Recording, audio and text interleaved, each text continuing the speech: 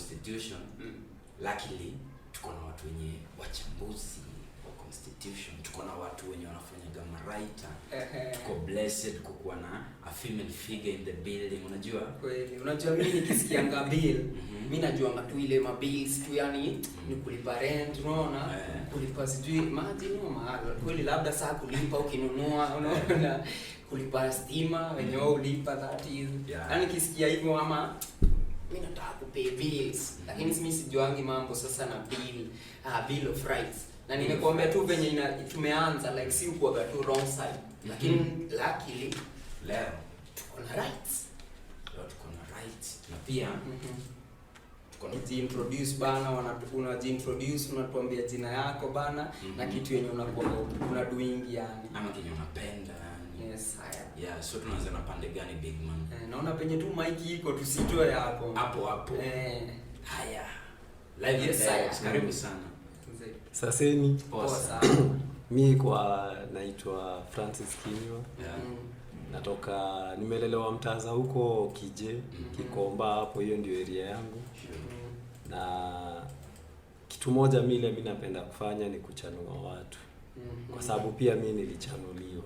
Nice one. So hiyo ndio purpose yangu ya life, yani kuchanua mtu mwingine. Ile kidogo ninayo, principle yangu ni kulight candle ya mtu mwingine.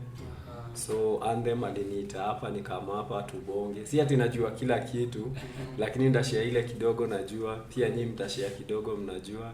So mimi nimekuwa kwa maneno ya activism muda mrefu sana, maneno ya human rights. Nilianza tu nikiwa nimemaliza tu hivi form 4, kwa sababu issues za Mtaza huko kwetu Kije zilikuwa ni noma. Hiyo ni tuo. Hiyo ni kuanzia 203 204 hapo. Ndio umemaliza form 4? Ndio nimemaliza tu form 4 hivi. Ilikuwa gani noma.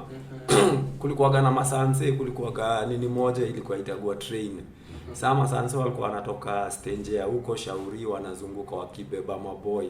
Unajua sisi tumelelewa kwa ile cube ya 10x10. Nadhani pia ninyi mnaelewa. Kwa hiyo wengine ile inaitagua self confused. So familia yetu ilikuwa ya watu wanne. Mimi ndio second born, nimemaliza form 4. Kuna wale wengine wako hapo wanafanya homework. So masaa ya majioni inabidi wapatie space wafanye homework. Inabidi unaenda unakaa hapo base. Lakini ukitulia hapo base, blanda tu moja yako tu ni ya kukaa base. Masanse wamekubamba. So ilikuwa gani noma, unapata mother ametumia so 5 kukutoa. Ilikuwa yani ni biashara. Masanse wanakubamba ndio utoweka kitu. So through hiyo ikabidi tulianza tu kudefend right zetu. Yani tulijikuta tu, hakuna mtu alituita, tulijituma si wenyewe. Na kupitia hiyo tukaweza kuona kwa nini ni kuage tunabambwa. So sisi na majamaa wa Kije wale tulikuwa management, tukaanza kuresist. Kwa sababu mistake yangu tu ni mimi kukaa base. Na sina mahali pengine naweza kaa. So hiyo tukaanza hivyo tukashirikiana na watu wakatutrain maneno ya constitution, maneno ya rights nini rights za arrested person. So ndio nimekuwa hivyo, tumetetea vitu mob. Hii katiba tuna enjoy matunda yake, pia tuliparticipate hapo ufungamano nini. So na hiyo nimetrainiwa, mimi ni human right defender, ni paralegal. God amenibless. Nimesoma kidogo si sana. So siku hizi nimetoka activism kidogo, saa mimi na train activism na human right defenders, lakini bado naendelea kulight candle. Tulimit na kina Anthem kwa training moja na tukakuwa mabeste. Nikaona at least energy yetu iko pamoja na tunaweza saidiana. Karibu sana. Asante. Nice one. Ni wise man. Ukisikia 2203 ndio mada form for so manze, knowledge is power, na at least anasema anasema amesoma kidogo, lakini sisi tu ndo tunajua. Yes, so Empress, unaweza tuambia jina lako na pia Kenya na feel under free easy. Saseni. Poa sana. Naitwa Beatrice Ndeklia. Natoka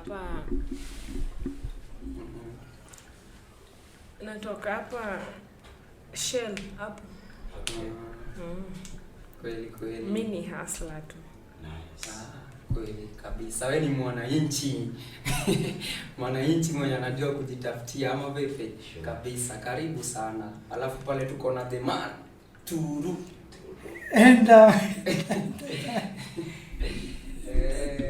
Sema jina yako. Asante. Mimi naitwa Profesa Henry Ekal Lobar. Henry Ekal Lobar. Lobar. Nice. Nimetoka Turkana County. Nimesaliwa ile Turkana. Kata Boyugo, chini. Nimesomea shule ya msingi ya Catholic Loaranga Boys.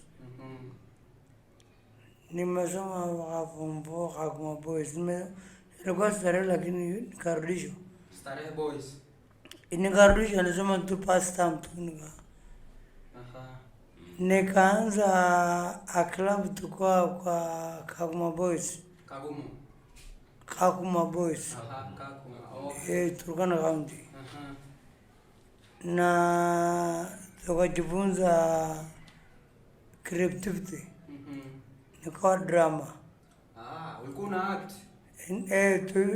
Tulagete Mama Jesus. Nice one. That's something very entity to all of us. Then I came to Nairobi after 1997 from 4. 1998. Ndio ulimaliza form 4? 1997 ndio nilimaliza form 4. Lakini hata sio kumaliza. Nilikazishwa kazi hapo mtihani ikaambiwa hakuna res. So from our clue of artists, we have to contribute where we can. In Millennium, I worked with an NGO called Mennonite Central Committee. Walikuwa Westland. Uamini House. Third floor. We were doing peace and culture. So artists were supposed to be educated through government institution for advocacy way. So what I have to say from your heart is one. Hata watu wanafanya intelligence work. They have to bring ideas in. Ninyi kama artist, United Nations Scientific Education, UNESCO, they will sponsor you. Thank you so much, Ekal. Manze, karibu sana, umekaribishwa hapa na pia utakuwa ukishare experience yako na vile mambo unaendelea kufanya kwa ground ama vipi? Sure. Kabisa. So, maybe tukianza intro yetu pale na Sakenywa. Anaweza kuwa kituambia kwanza Bill of Rights ni nini? Juu watu wengine hawana rada fine Bill of Rights ni nini. Kuna mtu anajua tu kulipa ma bills nini. Na right tu sijui ni mko na right ama ni. So kuna rights. Kuna rights tumepewa ni sijui ndaita na Kiswahili ni haki. Na Kizungu ni ile entitlement. Unaona, so ni kitu tumepewa na God. Ni kitu tuko kwa sababu si ni binadamu ndio zinaitwa human rights. Na ndio naona siwezi jiseparate mimi na hizi rights. So zina historia moja kubwa after the Second World War. Hiyo baada ya hiyo vita watu walidedi sana wengi sana. So siku hiyo United Nation ilikuwa inaitwa League of Nations. So walikamu wakadevelop United Nation Human Rights Declaration. So wakadevelop zile rights kwa sababu hiyo vita watu walikuwa wamededi sana. Kulikuwa na violation mingi sana, massacre nini, vile Germany Hitler vile alifanya watu. So zikakuwa kukakuwa introduced hiyo Declaration of Human Rights. Ikakaa saa hiyo ni ya world mzima kila mtu. So tumekuja Africa pia kuko na African Charters on Human Rights. imekaa mpaka Kenya sasa. Constitution yetu chapter 4, a whole chapter ina explain rights za mimi kama Mkenya. Na ina provide vile zinafaa kuwa protected. Kama kuna right moja, right to life. Ni haki yangu mimi kuishi. Na ukiiba ni kunyang'anye gun kichwa tu. Hapana. Nikiiba mimi ni haki yangu kuishi. Maisha ile inaitwa na kizungu ni sacred. Ni God anapeana life, kwa sababu katiba ina recognize kuna God. Na God ndio anapeana life, na yeye ndio anafaa take. Hii katiba imeprovide mechanism ya kwamba okay, mimi nikiwa Gondi, nimeenda nimeibia mtu phone ama nimevunja nyumba yake, kuna process. Kuna ile inaitwa judicial process. Nafaa nishikwe, huo polisi anishike, nifanywe investigation, nipelekwe kotini, nipate full hearing, and then sasa nikuwe convicted. Nikipatikana na makosa nitafungwa, nitapigwa fine. Bado ile ingawa haikui practiced, ile ya kuwa hanged bado iko, lakini haikui practice kwa sababu inaendelea, kwa sababu life ni God anapeana, so yeye ndio tu ana hiyo right. So unapata nikaa imetolewa watu tangu 1982 wale watu waliparticipate kwa ile coup, au ndio watu walikuwa mwisho kunyongwa, watu hawajanyongwa tena. So watu tu wamekuwa wanafungwa maisha. So right to life ni kitu iko, na hiyo ndio right yako ya first. Na inaanza at conception. Watu saa ile Buddha na mother hizo mayai zao zimeshikana hivi, inaanza kuprotect wako na hii constitution. Hii constitution inaanza kuiprotect hapo mpaka nikuje ni date. Nice one. Empress. Nikiuliza wewe, unajua hizi mambo za human rights?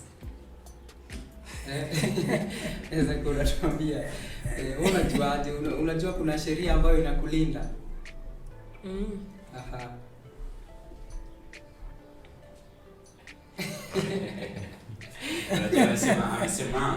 Amesema yeye ni hustler. Na unajua kwa streets hustler wanaandago vitu mingi, unajua. Maybe anaweza tuchapia Beatrice. Wewe ushaikutana na kitu yenye una feel hujafanyiwa vizuri na msee wa nje? Kitu kama gani ushaifeel mtu hajakufanyia poa? Kama hii ya tuseme hii ya job, unajua hii venye government ilipeana kazi. So unajua huku kwetu kabla upate hiyo job lazima uhongane. Ndio upate hiyo job. Unapeana punch ndio uandikwe. Kama mimi nasema kimimi peke yangu. Na sitataje huo mtu.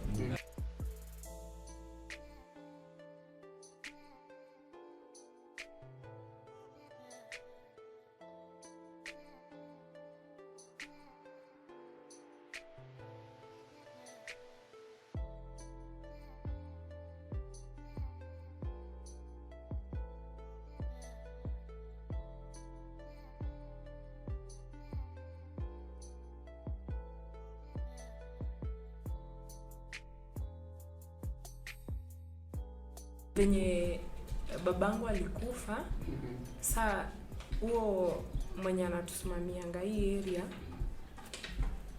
anachukianga mamangu. Saa ndio aniandike job, tunapelekananga venye haifai. Saa ilibidi nitumie ID ya mtu mwingine ndio nijiandike kazi. Kwa hiyo kazi kwa vijana. Saa venye aliniona kazi akaniulizaje, wewe sikukuandika, umepatikanaje hapo? Ndio nikamwambia nashikilia mtu job. Saa hiyo upati ya job naona kuna dhulma. Kweli. Saa Kenya unasemaje na hiyo mambo? Unafaa mtu anafaa akikuchukia na kudhulumu kazi sio yake, ni ya gava. Ni sad sana Beatrice ati ulitritiwa hivyo. Na nakwambia tu pole. Hii kitu yote imekuja kwa gava, sisi wote tuko equal before eyes za government. chief ambaye ni representative. Chief unajua ni personal representative wa president at the locational level. Unaona? Huyo ndio saka president. Kwa sababu president haiwezi kuwa kila mahali, haiwezi kuwa Mathare, haiwezi kuwa Buru, haiwezi kuwa Korogocho, Kibira, unaona. Sasa kuna wale maofisa wanamsaidia kufanya kazi. Job hiyo kazi kwa vijana ilikuwa ni job imetokea na imekuwa provided kwa each and every sub location Kenya.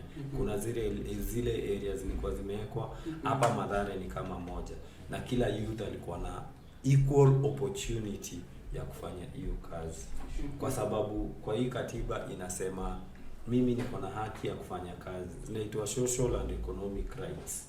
Katika economic ni haki yangu kufanya kazi na ku-earn income niweze kusustain. Na government kama imeprovide opportunity, inasema imepeana hiyo opportunity without any discrimination. So hii ilikuwa ni a form of discrimination ambaye ingefaa kuwa raised up. Ufai kuwa discriminated. Job inafaa ikuwe hapo bora una meet hizo qualification. Qualification moja ilikuwa wewe ni wa hiyo area. Uko 18 years, uko between 18 years na 35. Una meet hizo qualification. Then hizi nafasi hivyo, lakini kukwambia anakuchukia, hiyo sheria itambui. Na hiyo ni kitu nadhani zile justice centers ziko huku zinafaa pick up. Ufai kuwa discriminated. Ati kwa sababu mimi nimechukia sura yako, wewe ni Mkikuyu, wewe ni Mjaluo, hakuna vitu kama hizo. Sheria inatutreat equally na chief anafaa kunitreat equally. So kukunyima kazi hiyo inafaa hii kai Mathare Justice Center waende a report hapo and then waweze kuirelease, kwa sababu si Beatrice peke yake, najua kuna mayouth wengi. Beatrice anawakilisha mayouth wengi na wanasafa. So nadhani kina Anthem mnaweza saidiana na Justice Center ndio isifanyikie mwingine.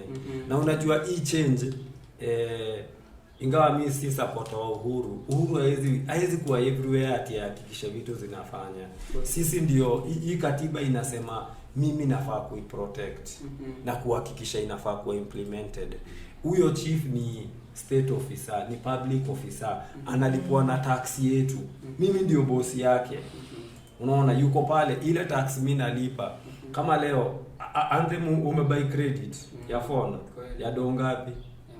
Ya mbao. Kwa hiyo mbao 8 bob imeenda kwa gava.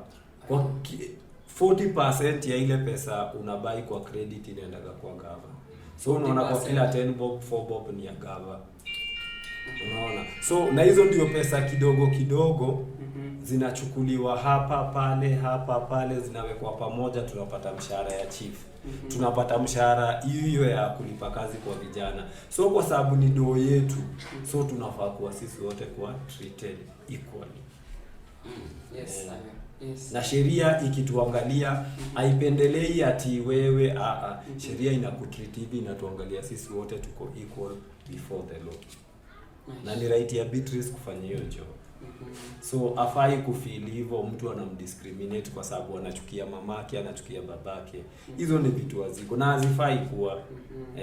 Na ni mimi na wewe tunaweza correct. Na saa hii nashukuru Mungu, sisi wakati tukianza hii maneno ya activism kulikuwaga ma-NGO zilikuwaga huko udosini. So ilikuwaga ukidhulumiwa hapa, umedhulumiwa, umeshikwa na polisi. Nakumbuka tulikuwa tembeaga kutoka Kije mpaka Halinga mguu. Na saa hiyo mmoja wetu yuko stage ndio tuweze kupata lawyer huko akamu. Siku hiyo kulikuwa pia mafona ziko vile ziko sijui tatuma WhatsApp. Unaona? Lakini saa hii God ame provide hizi Justice Center. Na saa hii tuko na moja tu hapa nje yetu, hiyo Mathare Justice Center. Tunafaa hii kesi iende. Na hao watu wako hapo, hao ma defenders, ma human rights defenders na ma activists wataprotect, wataenda kusema, wataandika tu hiyo kesi na waraise na chief na watake kujua kwa nini inafanyika hivyo. Kweli. So Beatrice, maybe nikiuliza because injustices ka hiyo yenye ilikuwa hapenia ni noma, na venye Kenya wamesema ni wasi wengi sana kama wewe wako huko na wanadhulumiwa hivyo. Na nikiangalia penye unaishi na Justice Center penye iko ni karibu sana. Azini step ni hapo nje tu kwenye, si ndio? So nini inafanya huku reach watu kama ama kuambia kitu kama hiyo ina happen? Unajua tukaa au kuwapeleka mbele, hiyo ni katu unajiwaste. Juka juzi hiyo si tulipelekewa, ilikuwa tu issue ndogo ya watoto. So unajua si akitupata kwa kesi, si tunapelekwa kwa chief direct. Saa ilikuwa tu issue ndogo, watoto wamegombana. Saa mi kuenda kutoanisha vita, ikakuwa ni mimi ndio nimefanya makosa. Na pia wamama walikuwa hapo, pia huo mkubwa mwenye anasimamia hii area alikuwa hapo. Saa badala achukue hiyo kesi akalishe chini, alipeleka direct kwa chief. Si tukaletewa barua. Saa juu alijua si tunajua right yetu, kesi ikakansoliwa. Saa huyo ukimpeleka kwa chief nikaa tu unajiwaste. Juu huyo mwenye alichochwa akapeleka, alimhonga na si hatukumhonga. Juu si tuko na pia mtu mwenye anafanya huko, akaenda akasema kesi venye ilikuwa, akakatazwa na chief. Akaacha hiyo maneno. Saa kuna vile unaweza mpeleka huko juu pia, labda atafinyia chief kidogo. Mr. Kenywa, I think ball bado ina bounce kwako. Inaonekana kuna danger sana, kuna hiyo fear. Okay, first kitu moja mimi nitasema ni sisi kuteka piste. Government iko poa sana. Chief asipokusaidia, kuna mkubwa wake anaitwa DO. Siku hizi wanaitwa AAC. County Commissioner, Assistant County Commissioner, ACC. Unaona, huyo asipokusaidia kuna DCC. Zamani kwa muda. Unaona, so kuko na hiyo mechanism ya kureport. Then huyo anaongelea, huyo mzee ni wa nyumba 10. Si mzee. Ni kijana. Ni mama. Hao wanaitwa wa nyumba 10, si ndio? Mama wanaitwa mama wa kijiji. Wa kijiji ndio wa nyumba 10. Au tu ni wa kusaidia tu administration. So kitu poa ni kupersist. Unaona vile mlisema mnajua haki yenu, unaona haikuenda mbele, si ndio? So pia sisi chief huko kwetu alikuwa anatunyanyasa, anatuumiza. Nini amekam kama nika playground anapatia watu wajenge. So siku moja tukasema hii lazima istop. Tuliposema hii lazima istop, tukaenda kwa chief. Chief akatuwekelea tunoma hapa na pale, lakini hatukuchoka. Na ndio unaona Justice Center iko hapa. Justice Center wako na maloya wale wanawasaidia. So for anything, kwa nini nasema mwaka na Justice Center, kuna maloya wamewekwa in case tuseme Beatrice vile alikuwa ameenda hapo, ameraise hiyo kesi na ameenda ameshikwa, kuna lawyer ule anasaidia Justice Center, atakuja na aweze kuquestion. Unaona umuhimu wa Justice Center kwa mtaa. So inahitajio persistence. Na mimi na kuencourage Beatrice, vile tu mliaddress hiyo ya watoto, usichoke. Utaitwa mbaya, utaitwa mtiaji, utaitwa mlainer, lakini kitu moja mujiambia, at the end of the day, mlainer itiandikagi hapa kwa uso, si ndio? Lakini umetetea kitu na umechange. Hiyo story nilikuwa nawaambia kama sisi enzi tukishika bwana Masanse. Sasa hii ilishaga huko kije. Polisi haiwezi toka tu from anywhere ati vile tumekaa hapa hivi akamna atubambe. Haiwezi happen. Kwa sababu ya nini? Tuli sacrifice. Kuna wale kuna mpaka best yetu alikaaga committee 4 years amekelewa kesi ya robbery with violence. Lakini unaona hizo zote na sisi wengine tukashikwa nini tukaekelewa mavitu, lakini God alisaidia, at least sahi watu kaaga mahali wana enjoy base yao. Unaona? So ni work in progress, ni pole pole tunaenda tu tukipersist. Unaona? Na hiyo ya job mimi nasema tu iraisiwe na Justice Center, na believe kwa sababu mimi si tuko na Justice Center huko, mimi ni patron na believe wanaweza fanya kitu. Nice one, Beatrice. Usitulie, fanya jambo na at least napenda venye ulisema unajua rights zako. So itakuwa ni poa na I hope you unapeleka watu wengine na rada ya rights zao kweli kabisa. So Turu, umetulia sana. Najua wewe pia ni mzee mtrue. So tutajaribu mbinu tushikane na mashirika mbalimbali. Kweli. Na sasa nikiuliza, wewe unaelewa nini na BBI? Si BBI, Bill of Rights. Bill of Rights ni haki yako ndakana ujue. Ndio wanasema ukizaa na Beatrice mtoto, pesa inagawa, unaweka pande moja kwa bank, ili siku ingine unaweza kufa abaki akiteseka. Sasa hiyo right yake, lazima shamba hii unaandikia yeye na shule ulipe. Kama kuenda secondary aende college bila antaka, ndio. Saa zingine kuna klasi tulipa zingine katikati hapa mtu. So lazima tujaribu jinsi gani tunaweza kuhakikisha mama. Sasa kwa hiyo Bill of Rights, ni right gani unaona wewe upati kwa hiyo Bill of Rights? Right ya kwanza, sina land. Hauna Land. Nina right ya kusoma. Right ya kusoma, right ya business kidogo. Land najua imekuwa problem in our country. Hata ukwenda reserve mpaka uende you bribe, utumie any means, kwa sababu hakuna tofauti ya KANU na Jubilee. KANU ni baba as a political party, na Jubilee ni mtoto. Ndio huyu tunadha, huyu anatutawala. Sasa saa zingine unajaribu, what can we do? Unaangana. Even those human rights organization sio wazuri.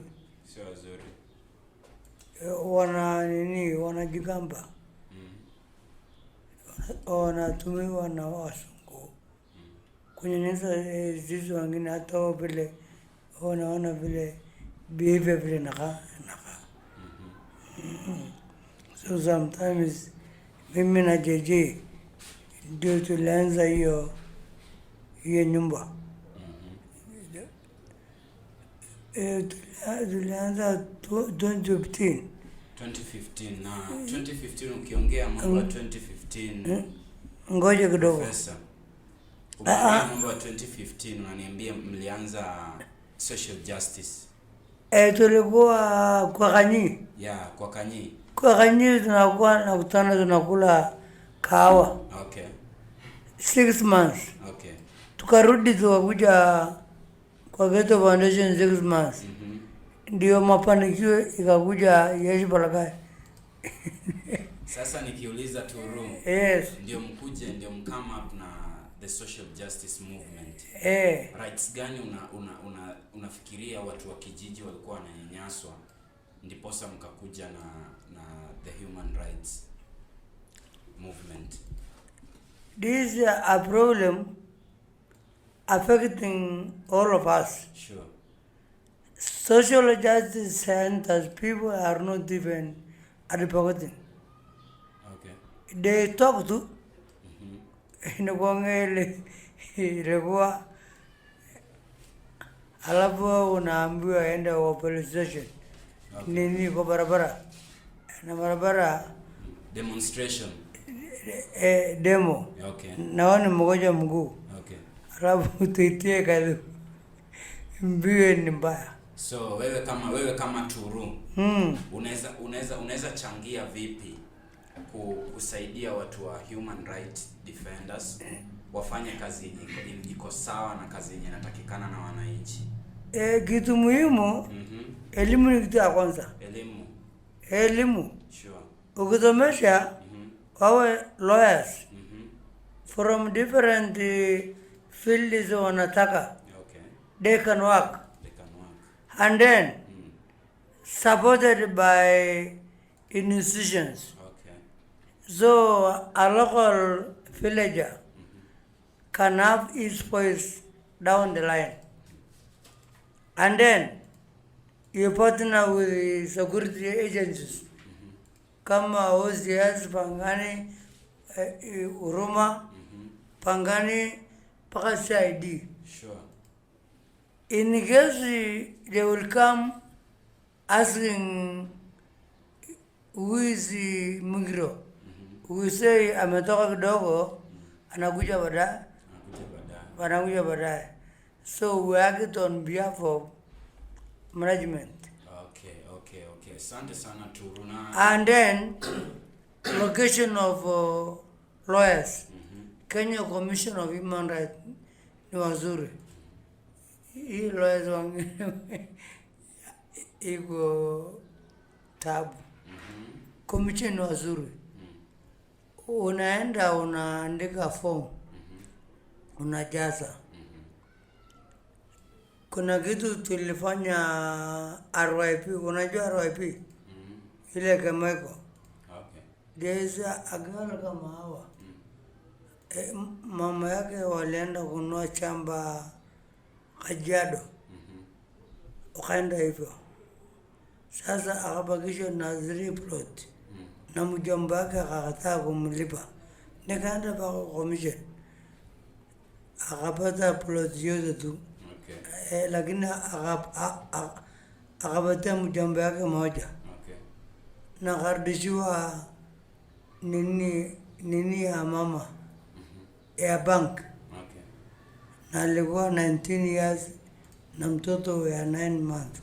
Nice one. So Carl, utakuwa ukituelezea hiyo mambo venye inaendelea, na before tuende sana naweza taka pia bado big man pale Msakenywa atueleze ni rights gani hizi ziko kwa Bill of Rights. Na akituelezea naweza tamani atuelezee the basic ones zenye mwananchi wa kawaida anafaa kuwa nazo for his survival. Unajua ni mob. So ndakuwa naguzia hapa na pale, na saa nyingine maswali zenyu zitaweza kusaidia. Sure.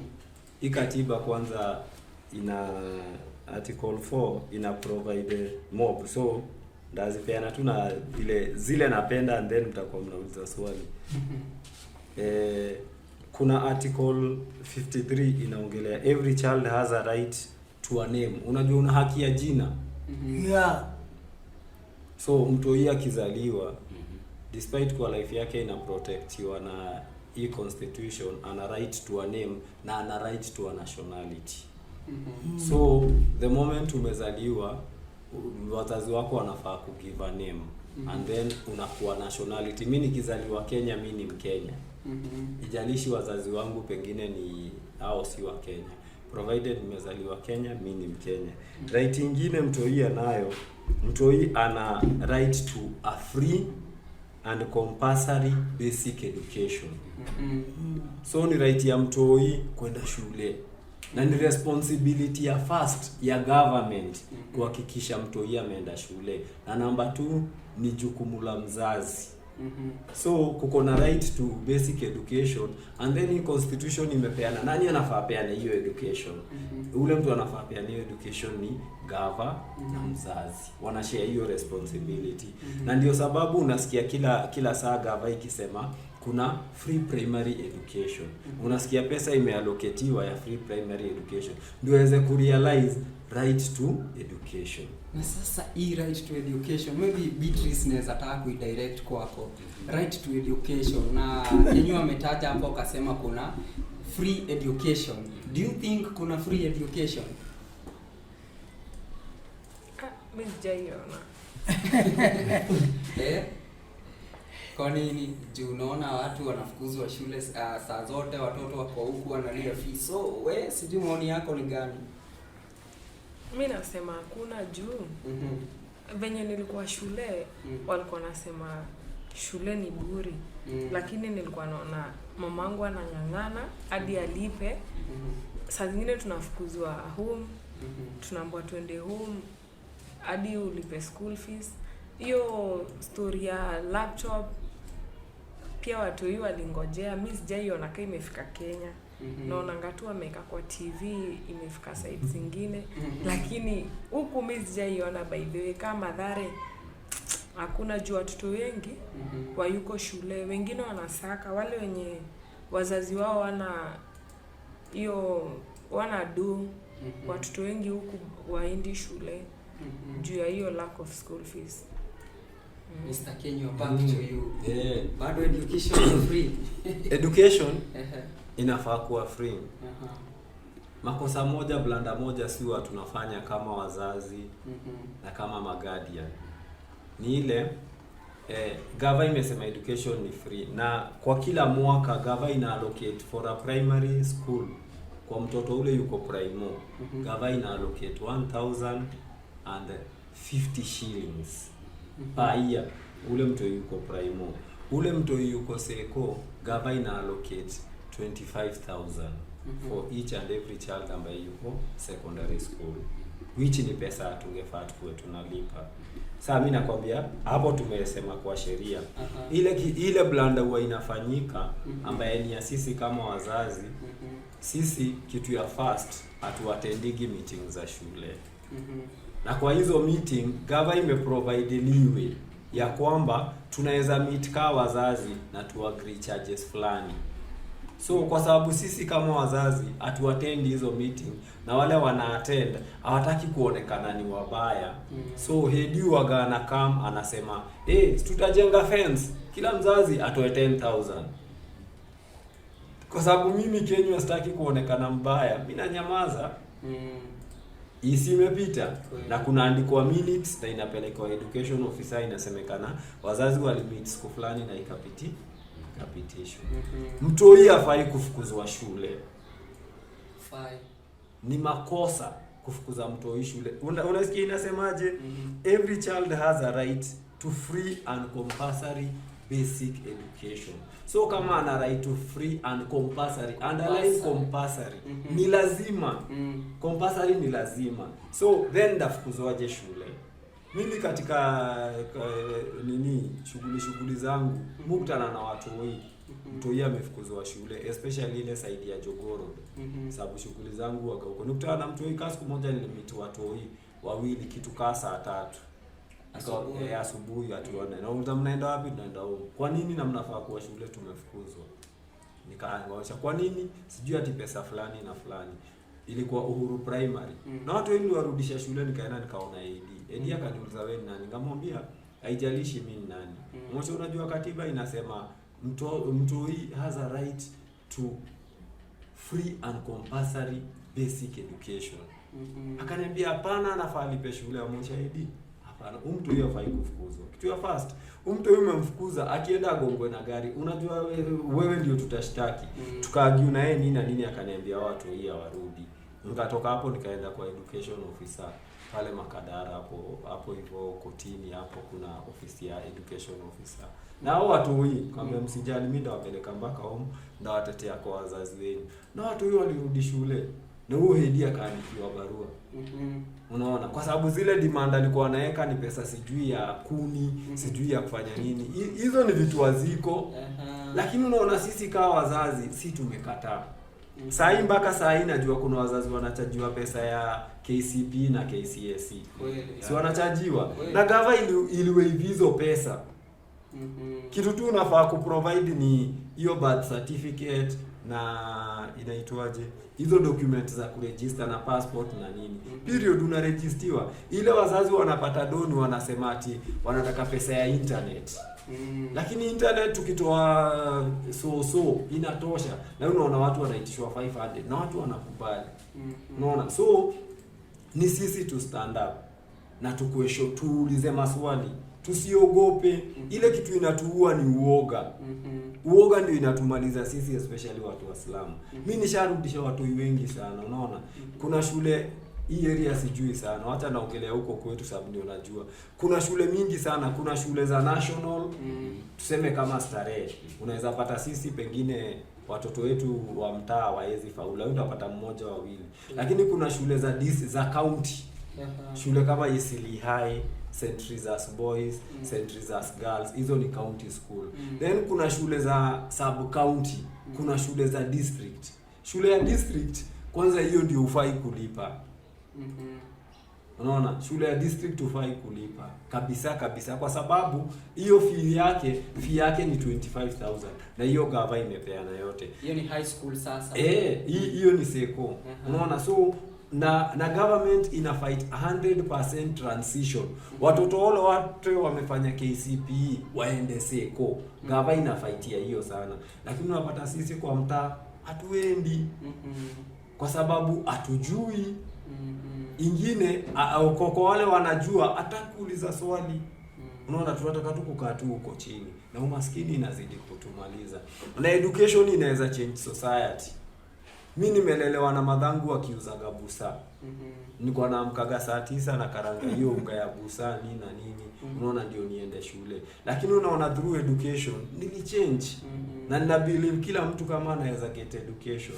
Government despite iko na failures zake mingi, at least inafanya kitu. Ni sisi kuenda kama ni primo, kama ni Kiboro primary. Tunauliza ile pesa allocated na government imefanya kazi gani? Mimi nikiwa mzazi nafaa kuuliza. Ukienda kwa kila primo kuna notice board inakuwa imeandikwa general account na Simba account. Sijui kama mshaiziona. Hiyo ni sheria inasema iwekwe hivyo na ina explain hiyo pesa kila mtoto ameallocatiwa more than 1000 ameitumiaje. Tunaelewa? Na ni sisi ndio tunaweza change Kiboro primary kwa sababu hedi amepewa hiyo pesa. Lakini kwa sababu sisi hatuulizi, mimi nikiwa primo hedi wetu tulikuwa tunatembea naye mguu sababu walikuwa wakai mbali na kwetu. Siku hizi mahedi wanatembea na Prado. Hedi wa primary school anatoa wapi hiyo ndo? Nido ya free primary education. So sisi tu question. Tuende pale Kiboro, kama Kiboro hii Mathare, tunafaa hiyo ndio primary school iko hapa hivi. Na ile old Mathare tunafaa kuziput on toes. Na tuulize hizi maswali. Tuulize hii do inaenda wapi? Na ni mimi na wewe tunaweza change. Hakuna mtu mwingine. Sure. Wow. Nice one. Unajua kinywa kibonga na feel kuna a particular aggression yenye inakuja pande yangu. Unajua inakuja kwa brain na pia inakuja kwa the spirit.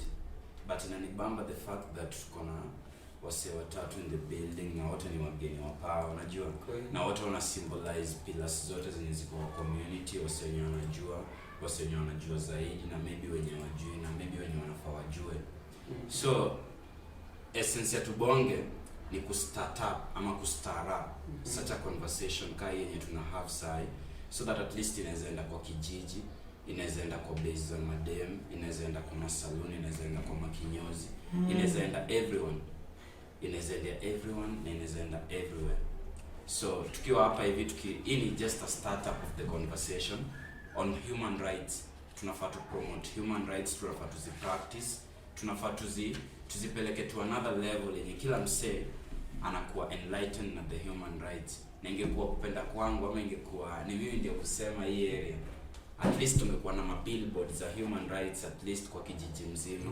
Ndio watu wakitembea wakizikemba inawakumbusha anaona guide sasa kama amebambwa na sunset hapa, anaangalia pale anaona by the way mbona unanibamba, na ndio hii rada yenyewe soma pale unaona.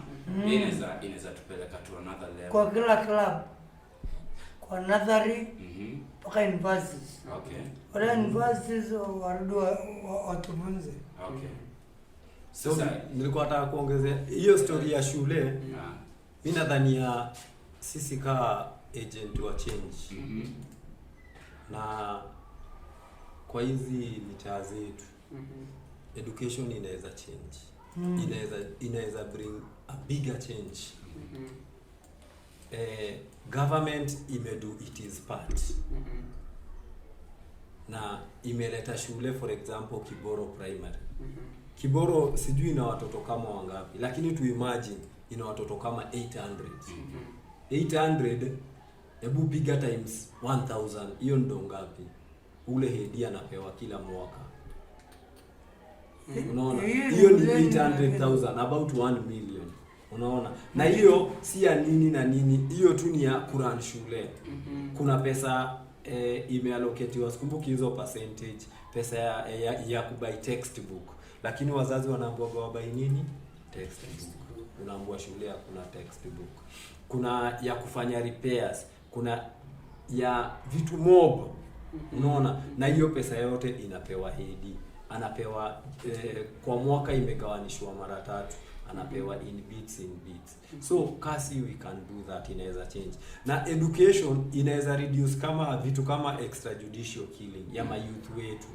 Imagine kama vijana na mademu, mtu angemaliza primo aende seko, si lazima aende starehe. Mimi sikuendaga starehe. Mi God alini bless, nilipita KCPE, niliitwa Mangu. Mzazi wangu alikuwa hawezi afford Mangu. Nilienda tu hapa Eastleigh Boys. Unaona? Na nilipass na bado nikapata grades za kwenda university nikiwa tu Eastleigh Boys. So naamini still Mathare inaweza fanya nini? Still inaweza change. Na through education extrajudicial killing inaweza come down. Kwa sababu inakam kwa nini? Mimi boy unapata sina kitu, naona ka phone, niko na dem ka Beatrice, nataka pia nimbayiage machipo, nimuonyeshe pia mimi ni jamaa.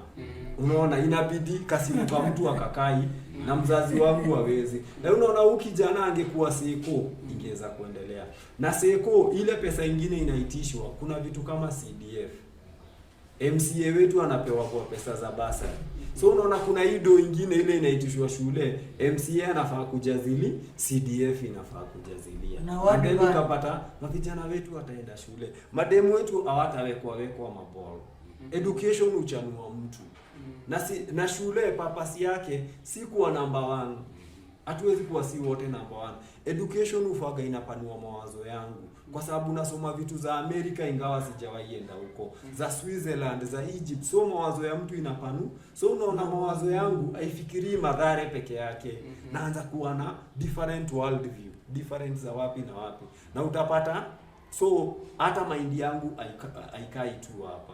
Siwezi kuwa tu naona life yangu. So mi challenge moja ni kama kuna kitu moja tunaweza pick up kwa hizi rights, ni hiyo story ya education. Na inaweza bring change. Education. Unaona? Mimi ndio challenge ile, especially to exploit hiyo free and compulsory education to each and every child, haijalishi ni nani. Yes sir. So maybe pia time naona kidogo inasonga bana, na ndio tumeanza. Beatrice, unaweza tuambia maoni yako kwa education? Wewe ungeulizwa unataka hiyo mambo ya education ikue aje, ama hiyo free unataka ikue free, utajuaje ni free? Mimi nilikuwa na prefer senye wazazi wanaitwa meeting, pia walimu saa zingine volunteers wa uraia wanafaa waendange shule, wanaambia wazazi wanaambia walimu siku yenye kuna meeting waitwe, au watu wa uraia waitwe ndio waongeleshe pia wazazi. Unajua pia kuna wazazi wengine wenye hawajasoma, sasa waezi elewa, na pia waezi enda shule waulize hizo maswali. Wanafaa wasomeshwe wajue pia au rights za hiyo free education, wanafaa pia wajue.